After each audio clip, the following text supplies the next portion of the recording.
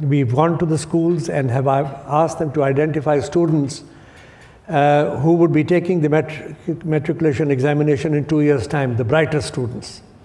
So there's a larger pool of about 7,000 students that we work with. And over the 2 years, then we boil them down to ultimately to 500. Half of them we bring to our campus in Lahore and the other half to another campus in Karachi, where we have an intensive coaching program with them. And we test them out. And then they finally take our entrance examination. And last year, out of this larger pool of 7,000, 170 made it to our entrance program. And there was no, it's blind admission, so we have no way of finding out whether this person came through this pool or the regular pool that came out of better schools.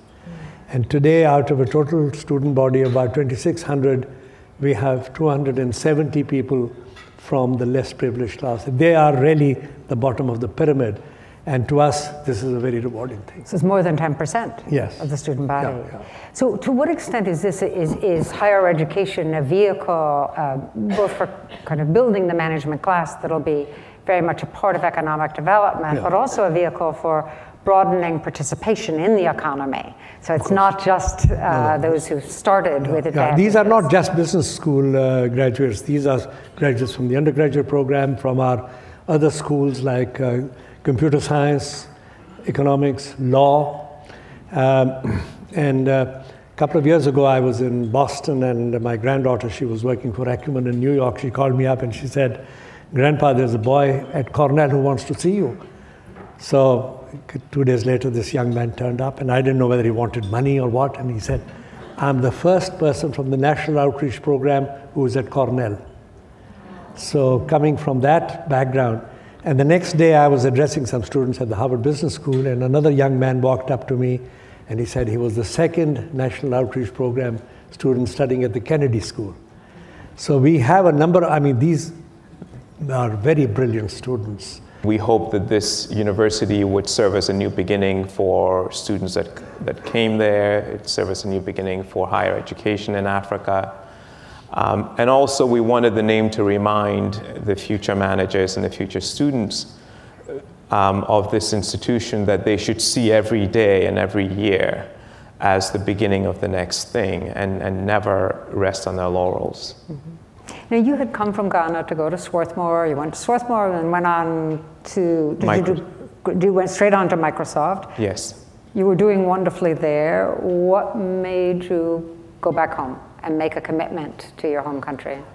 I had come through a personal journey when I started Microsoft. The first year after I started Microsoft, I went to visit Ghana for the first time in 5 years. And that was a very difficult visit. I was there for 2 weeks, and up until that time, I had always thought I would go back to Ghana. But I came back from that trip and was so disillusioned, I announced to all my friends that I'd never go back to Ghana to live, that I would never, my career was going to be in the United States. Well, fast forward 5 years from that time, my son was born, and that event caused me to reevaluate what I was about. In particular, I realized that Africa would be important for my children and for their children. And at the time my son was born, there were awful things happening in Africa. You know, Somalia had disintegrated, Rwanda had this genocidal war. And so it was a period that was very wrenching for me personally. But I decided that Africa needed to turn around, and I also decided that people like me needed to be part of the solution